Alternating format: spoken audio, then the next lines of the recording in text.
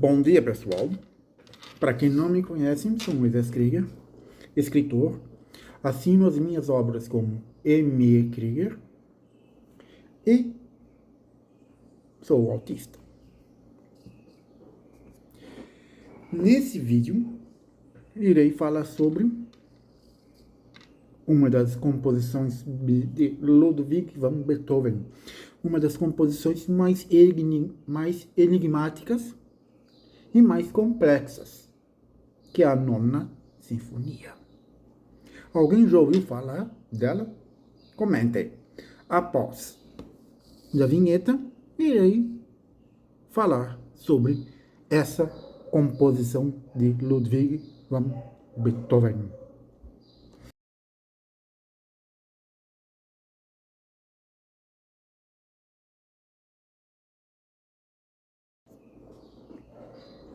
Hoje vamos explorar uma das obras mais emblemáticas e poderosas da música clássica, a Nona Sinfonia de Ludwig van Beethoven. A Nona Sinfonia de Ludwig van Beethoven é vista como uma obra revolucionária e uma das mais influentes da história da música. Alguém já ouviu falar dela? Do Ode à Alegria.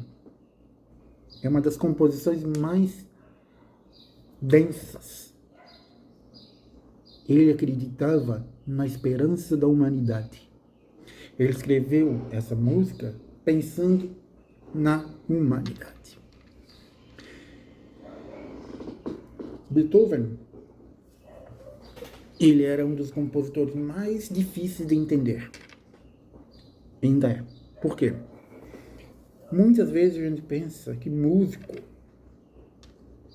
é uma pessoa totalmente meia perdida. Não. Ele, quando compôs a Nona Sinfonia, ele já estava completamente surdo.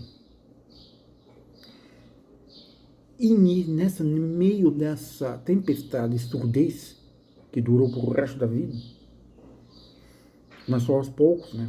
A surdez dele começou aos poucos. A obra dele se tornou ainda mais extraordinária.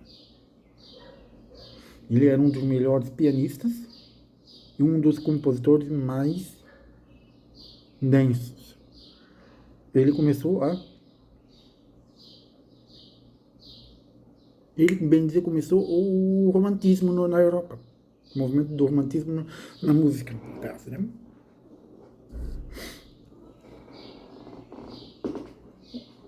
No meio de tanta surdez desse compositor, ele fez ele ficar mais isolado socialmente e emocionalmente. Porque ele via que não era compreendido.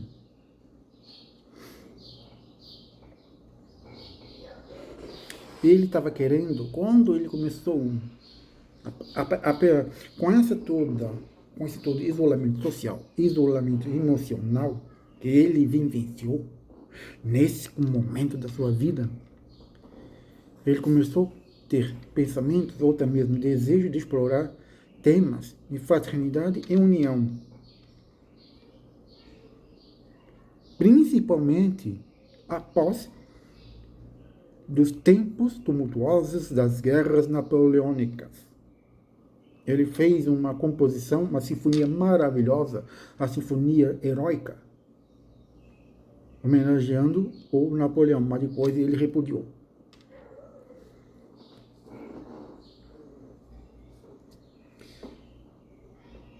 É uma composição, todas as sinfonias de Beethoven, a primeira, a segunda, que é a Heróica, a quarta, a quinta, a sexta, a sétima, a oitava e a nona. A nona é alguns consideram como se fosse a Mona Lisa. Para vocês terem uma noção de como é grandiosa essa composição. Para vocês terem noção do tamanho dessa obra. Até então, ninguém colocou algo na sinfonia, algo tão sublime. O que eu estou falando aqui de quem? Ele, como comentei no início, é uma obra revolucionária. Por que foi revolucionária? Por causa que ele colocou coro. Até então, ninguém tinha pensado em colocar coro numa sinfonia. Sinfonia tem que ter 4 movimentos. 4 ou 5 movimentos, dependendo da proposta do compositor. Mas tem que ter 4 movimentos.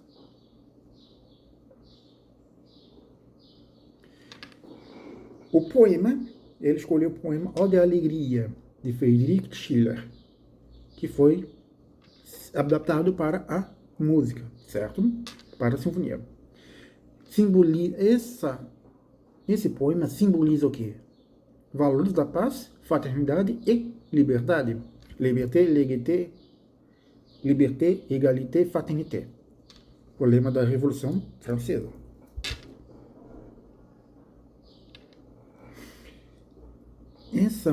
Essa composição tem 4 movimentos. No primeiro movimento,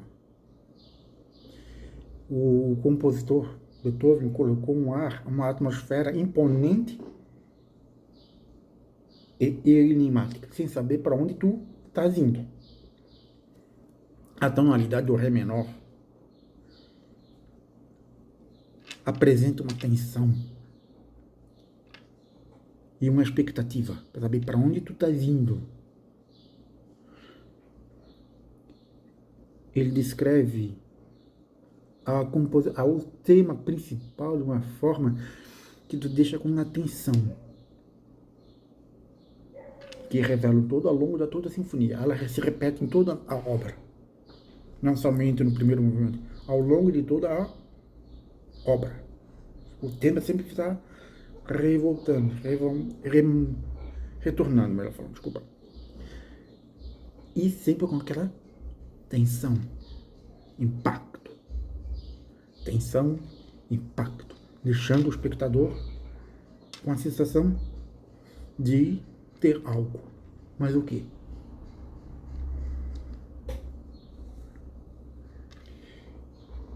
O primeiro movimento... Espera um pouquinho aqui. Eu quero ver uma coisa aqui.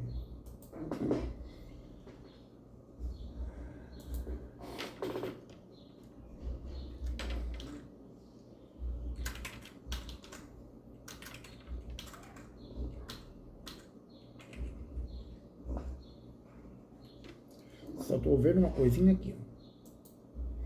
Para ver quantos minutos tem o primeiro movimento. Número 7.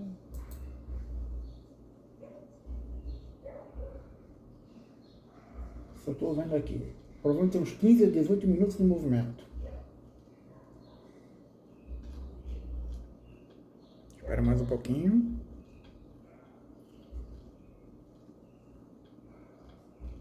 Estou procurando aqui no Spotify.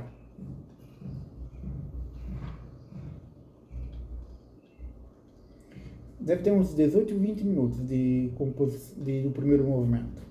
Enfim. Ele repete continuamente esse tema.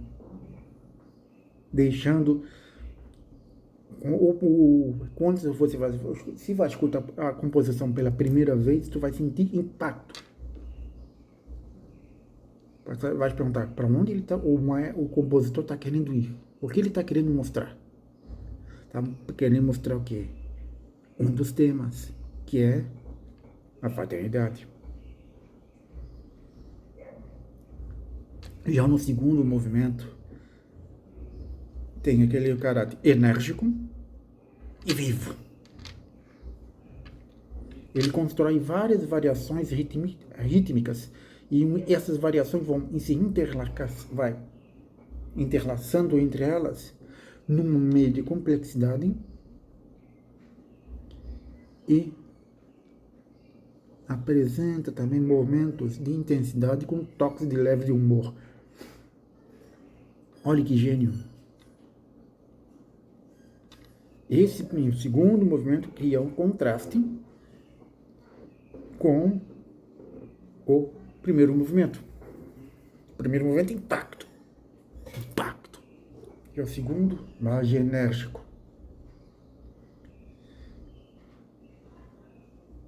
Que traz uma sensação de uma dança, como se fosse uma valsa. Um segundo movimento, espetáculo. Já o terceiro movimento é contemplativo, marcando uma pausa mais profunda na obra. Tem uma sensação lírico. A pessoa que começa a ouvir o segundo movimento, o terceiro movimento, desculpa, é ser conduzido para dentro de si. E os temas que ele apresentou no primeiro e no segundo movimento se entrelaçam no terceiro movimento quase uma forma meditativa, levando nós a meditar sobre o quê? A humanidade, sobre a fraternidade, sobre a sua liberdade. É algo sereno e melancólico, levando vocês a uma reflexão quase existencial. Olha quanto que é profundo essa obra. Beethoven é um dos maiores compositores clássicos da Europa. Beethoven é um gênio. Um dos poucos compositores que sou fascinado. Ele era surdo quando ele fez essa música. Se não conhece essa música, essa composição, escuta. Pode escutar qualquer dos 4 movimentos. Se você não se arrepiar um desses 4 movimentos, não és humano. Você tem que se arrepiar em um dos 4 movimentos. E quando a obra termina com aquela imponência, com toda a orquestra viva,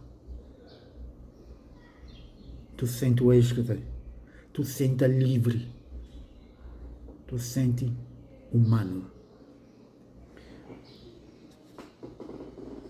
Já no 4º movimento, é o clímax da sinfonia, trazendo a famosa Ode à Alegria. Já o coral introduz a letra, que traz 2 coisas, a união e a fraternidade, juntas. É um movimento complexo. Entre os 4 movimentos, o 4º é o mais complexo, para entender. Que ele passa por diversas variações antes de chegar no tema principal. Ele vai variando. Volta, volta, volta, volta, volta. E quando chega no finalzinho do 4º movimento, toda a orquestra está pujante, está gritando, está todo mundo num frenesi. O que está querendo dizer? De grandiosidade da humanidade e o triunfo da humanidade. É isso que ele está querendo transmitir. É nisso que Beethoven acreditava quando ele escreveu essa música. Na grandiosidade e no triunfo da humanidade.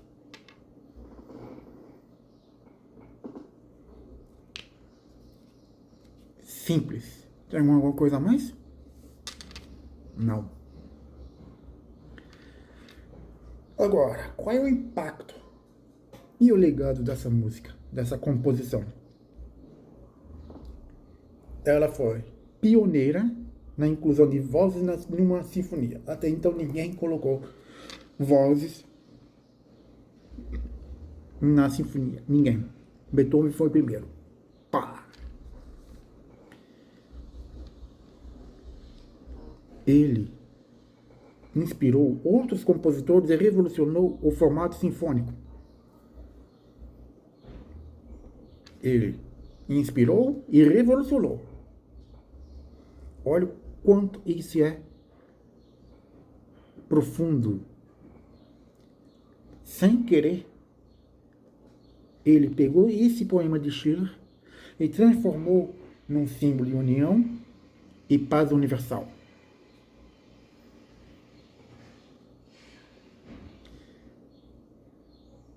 E está presente, em algum momento, tem um trecho dessa música, da nona sinfonia, no hino da União Europeia.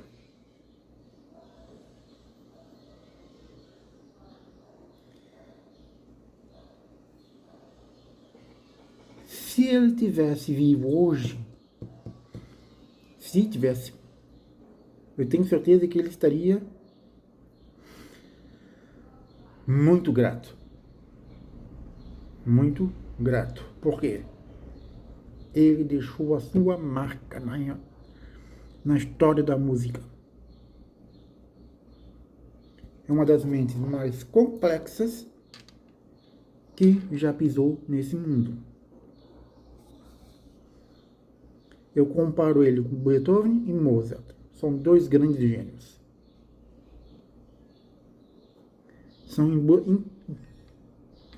São duas categorias, são dois compositores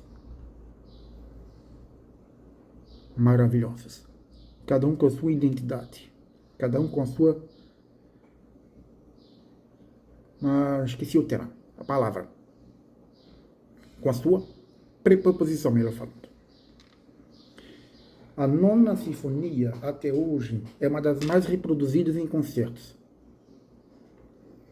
E se tornou uma das peças mais reconhecidas e tocadas. Ela está influente no cinema, na literatura e em outras artes. Consolidou ele, Beethoven, como um dos grandes ou até mesmo um dos maiores compositores de todos os tempos. Preciso dizer alguma coisa?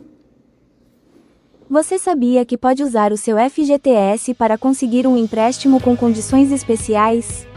Pague em até 10 anos. Se você precisa de dinheiro para realizar sonhos, quitar dívidas ou investir, essa é a oportunidade imperdível. Com o FGTS como garantia, você acessa taxas de juros reduzidas e prazos facilitados. Processo simples e rápido, sem burocracia.